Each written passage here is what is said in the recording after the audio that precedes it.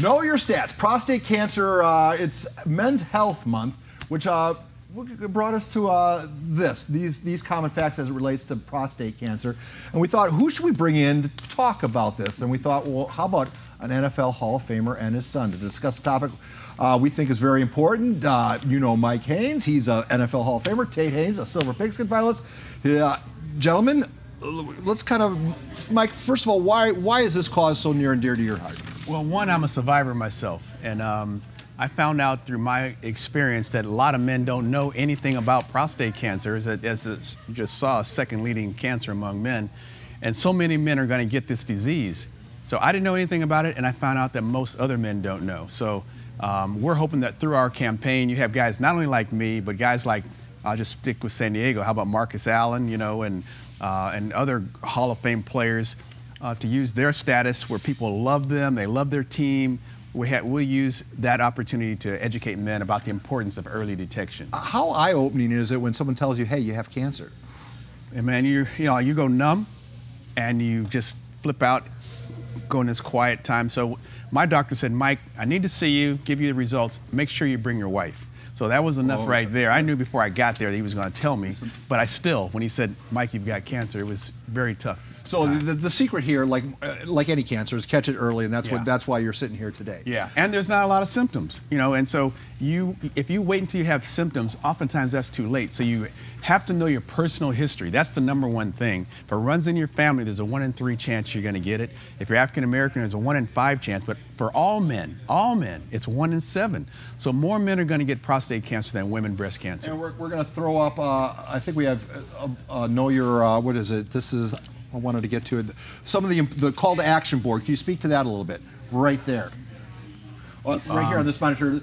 You're talking about some of the things, some of the categories. If you're in one of these categories, do something. Right. So if it runs in your family, you want to start talking to your doctor around 40. If it doesn't run in your family, you can wait until you're 55. But if you just stand there and do nothing, that's not good enough. You know, this is a cancer that's almost 100% treatable if detected early. So which brings me to you, young man. You quarterbacked, in my opinion, one of the greatest high school football team, at least in the last couple decades. Thank you. A magical year, made more magical by the fact that you have your pop looking over. You could share these wonderful moments. Under a different scenario, he might not have been here. So can you speak to maybe speak to all the kids out there to inspire their dads to listen to this interview and do something? Right.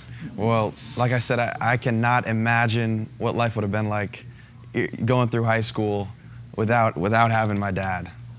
I mean, it's just crazy to think about for me. And with Father's Day coming up, I assume it's extra poignant. You know, last time you and I chatted, you were wearing Cathedral apparel, which has now given way to Boston College apparel, appropriately so, being that you are now a graduate and moving on to the next phase of your life. When do you leave for school? This next Wednesday. Another poignant father-son moment. How's Mom doing? She's not doing very well. You know, this is a tough time for our family. Are you excited, apprehensive? What goes through your mind as college and college football comes around the corner? Really excited. I can't wait to get out to Boston. I'm really gonna miss home, and it's coming faster and faster every day. And we're looking at it's a beautiful campus. You're obviously you're no stranger to a beautiful campus. Could you talk a little bit about your football future? You are a quarterback extraordinaire who happens to be a great athlete. I know another quarterback extraordinaire who played great high school football and became an NFL Hall of Famer in the defensive secondary. Right. Does a similar fate lie ahead for you? Maybe. I mean, I'm going to follow wherever my path takes me, but I definitely think I'm athletic enough to be able to switch to other positions if that's the case. But at the end of the day, I want to get on the field. I'm not going to steal Coach Carroll's line. We're going to roll we brought this topic up during one of his Carroll's Corner segment. Your position versatility came up when John Carroll had this to say. I think Tate is doing the exact same thing. He's going to be playing secondary for Boston College. Or maybe a little... Well, if he does play in the secondary, they will always have an emergency quarterback because he's pretty good. So, I mean, position versatility is everything in life, right? Right. Oh, yeah. Right. More you can do. Be an athlete. It's kind of ironic that you guys are sitting here on the very day that the Chargers are, they're shutting down their practice facility.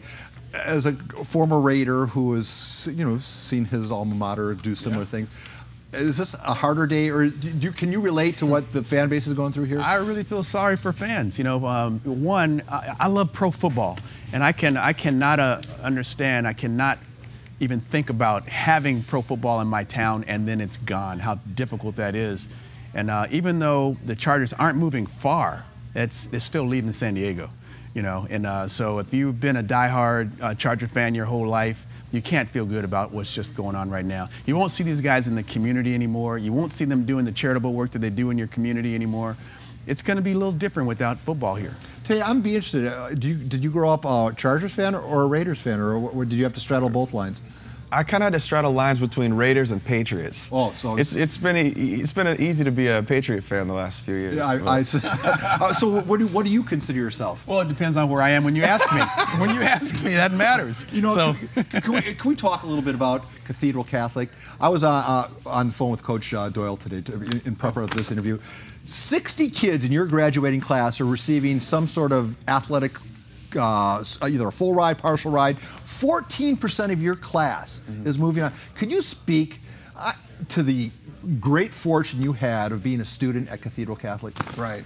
I'm lucky to have gone to such a great school, but definitely with the 60 other classmates of mine that are going off to play sports in college, I think it's testament to the kind of athletic culture that kind of runs around campus. Everyone's cheering each other on, and it's just kind of become such a competitive atmosphere on campus. I saw that your teammate, George Markeith, gave his fat head.